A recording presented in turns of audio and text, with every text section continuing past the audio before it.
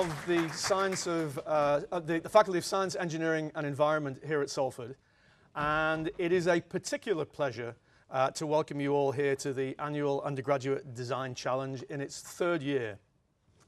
And I say it's a genuine pleasure because as Dean of a faculty I get to do opening speeches at a number of different functions, and I guess I have different degrees of enthusiasm towards the different functions. But as still a working physicist and somebody who spent a number of years also in an engineering department and somebody whose research involves the building of equipment that involves mechanical engineering design and electrical engineering design, it really is a genuine pleasure for me to be here. I'd just like to depart from convention and just ask a question. How many of the young people sitting here know what a Meccano set is? And how many of you in your misspent or maybe well-spent youths have played with or used Meccano sets?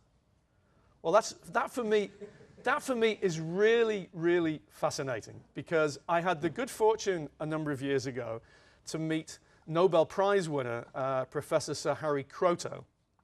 Now, some of you will have heard of Harry Kroto, who won the Nobel Prize for the discovery of the carbon-60 molecule that is now also known as Buckminster fullerene after the architect who designed the geodesic dome.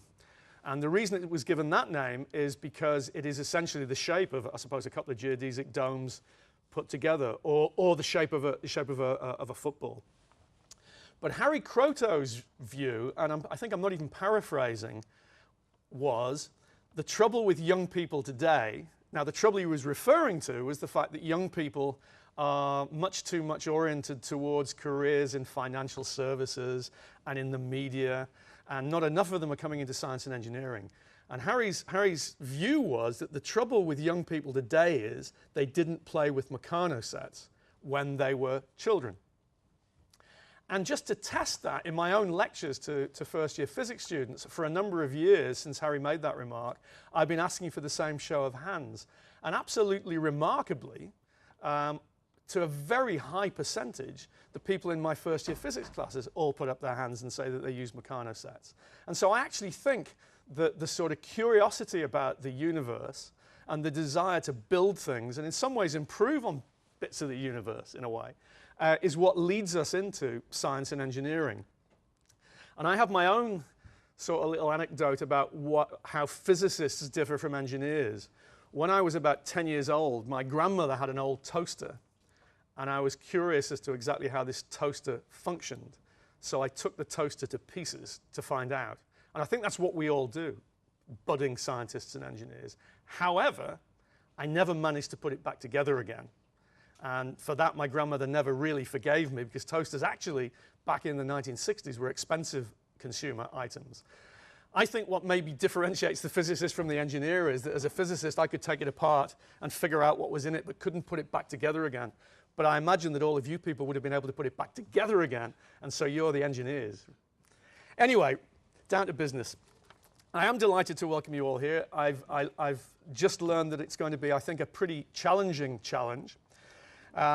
It's an event that is now in its third year, starting off in MMU, then at Bolton, and as I understand it, it's going back to MMU next year. It's coordinated by the Institution of Mechanical Engineers, and I'm delighted to have both Colin Brown and David Ball here, and they I think are both going to speak to you later. Colin is going to give you a keynote speech. And Colin's also the important man who's going to present the checks to the winning teams and the teams that the runners up. The best poster is also going to receive a £100 award. I think it's probably time for me to stop, but before I do, I just want to thank everybody involved. The staff at the universities and the universities that are competing today are, let me get this right, are Bolton, Lancaster and Manchester Metropolitan. So thanks to the staff in those universities. Thanks particularly to the staff here, Henry Leonard and Clive Melbourne.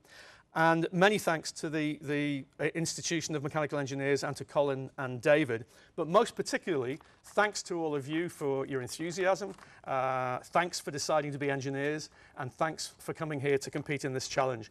Good luck to you all, and may the best team win. Thank you.